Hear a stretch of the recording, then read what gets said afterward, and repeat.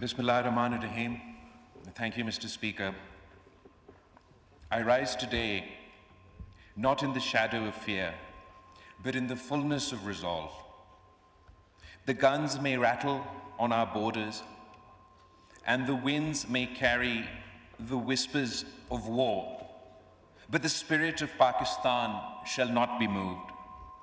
This nation was not born of fear.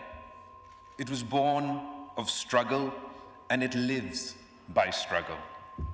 In recent days, the government of India has unleashed a torrent of accusations following a heinous act in occupied Kashmir. Tourists were killed, blood was spilled, a tragedy by any measure. And yet, before the bodies had turned cold, New Delhi turned its wrath towards Islamabad, pointing fingers, tightening borders, and threatening consequences. Let me make this solemn declaration before the people of Pakistan and the world. Pakistan had no hand in that crime. We do not export terror. We are the victims of terrorism, Janabi Speaker. Terrorism is not just an attack on bodies. It is an attack on truth, on peace, and on civilization itself. And yet, what is terrorism? Is it merely the act of a deranged gunman or a bomb in a marketplace? No. It is the silence of the world when injustice reigns. It is the boot on the neck of the oppressed. It is the bulldozer that raises a home in the dark, and it is the curfew that lasts not hours but decades. India claims to fight terrorism, but let us ask, how can you fight terrorism while practicing state terrorism in Kashmir? You cannot condemn the bullet while you wield the baton. You cannot speak of law when you break it every day in the valley.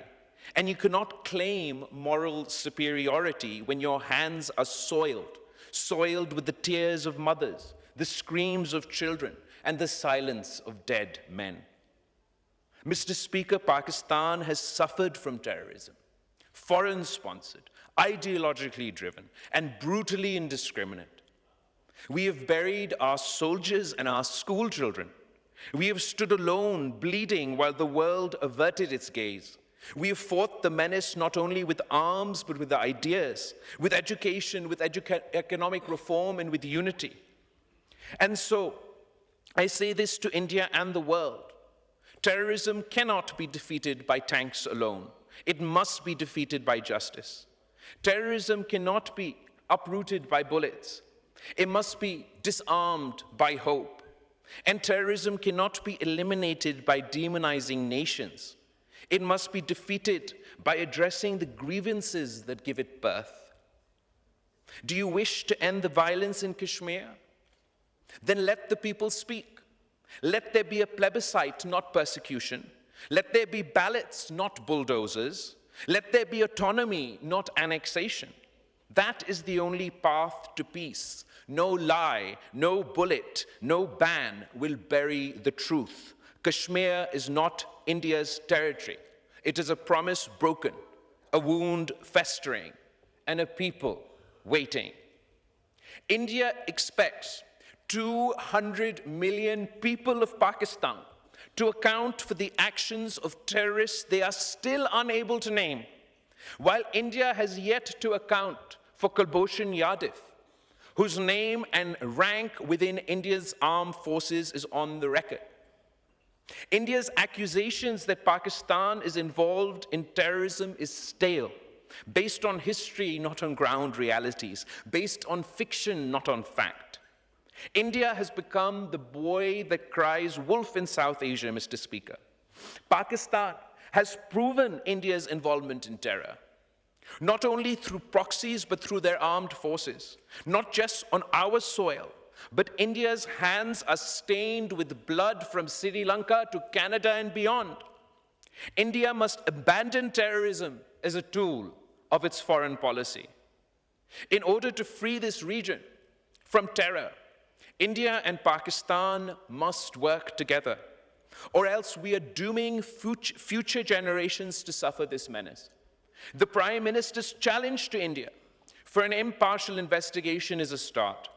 Why would a true victim of terrorism shy away from accountability? Unless they are worried that the world will see that the real blame for the bloodshed in Kashmir lies in Delhi and not in Islamabad. Mr. Speaker, India's suspension of the Indus Water Treaty is not a punishment for Pakistan, it's a crime against humanity. It is the politicization of water, the criminalization of nature. What madness is this? That you would threaten the food and livelihood of millions for a grievance that lies within your own borders. And let us not forget what flows through these waters. The Indus is not just a river. It is a cradle of our civilization. Long before Delhi rose, before empires were carved and borders drawn, there stood Mohenjo-daro and Harappa. The Indus Valley civilization shared by both our peoples was one of the first lights of human progress. It birthed systems of urban planning, irrigation, agriculture, trade, communication. It did not divide, it connected, it did not conquer, it cultivated. That river, Mr. Speaker, watered both our ancestors. Its flow runs not only through our lands, but through our blood. And now India threatens to dam it with anger and a thirst for vengeance. But the Indus is not theirs to command, it belongs to nature. It belongs to the covenant of peace. It belongs to all of humanity that draws life from it. Pakistan will defend that river, not only for its own sake, but for the memory of a civilization that predates this bitterness. To weaponize the Indus is to betray our shared past. To uphold the treaty is to honor that ancient wisdom which taught us to share what sustains us. Let it be known you can divert rivers, but you cannot drown our will. Every drop that flows from the Indus has written in it the courage of Pakistani farmers, the sweat of our workers, and the blessing of Allah. Let no one mistake our restraint for weakness. The Pakistan armed forces are vigilant, resolute, and prepared. Our skies are guarded. Our borders are sealed by valor. Our nation stands united from Karachi to Khyber, from Lahore to Larkana.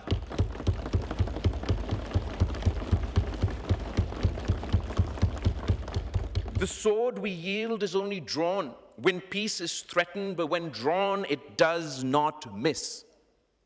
And to the people of Pakistan, I say, this is not a time for despair. It is a time for resolve.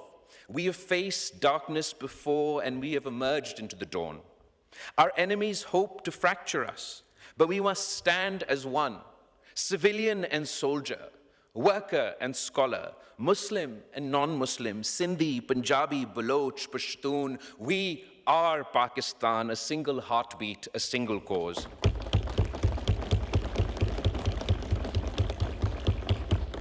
Mr. Speaker, history watches us now. Let us not falter. Let us remind the world that Pakistan is not a footnote in South Asia, it is its conscience. We are not the accused, we are the aggrieved. And yet, we do not seek revenge. We seek recognition. Recognition of Kashmir's right to self-determination. Recognition of our sovereignty. And recognition that peace must be earned through dignity, not dictated through fear. If India wishes to walk the path of peace, let them come with open hands, not clenched fists. Let them bring facts, not fabrication. Let us sit as neighbors and speak the truth.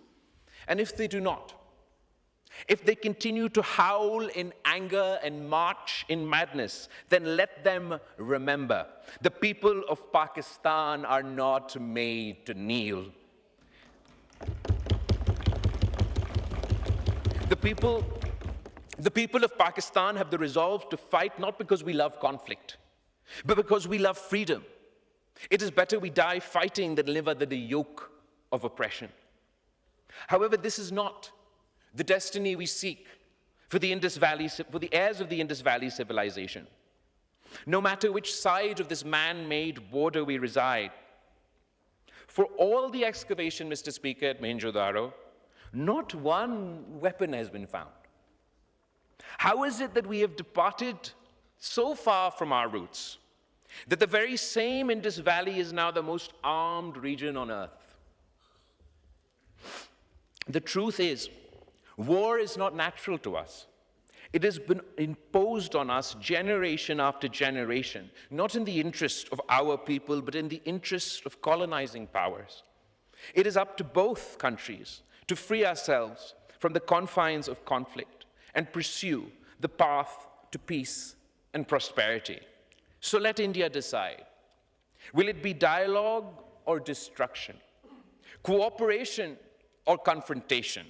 History shall record not only their choice, but ours.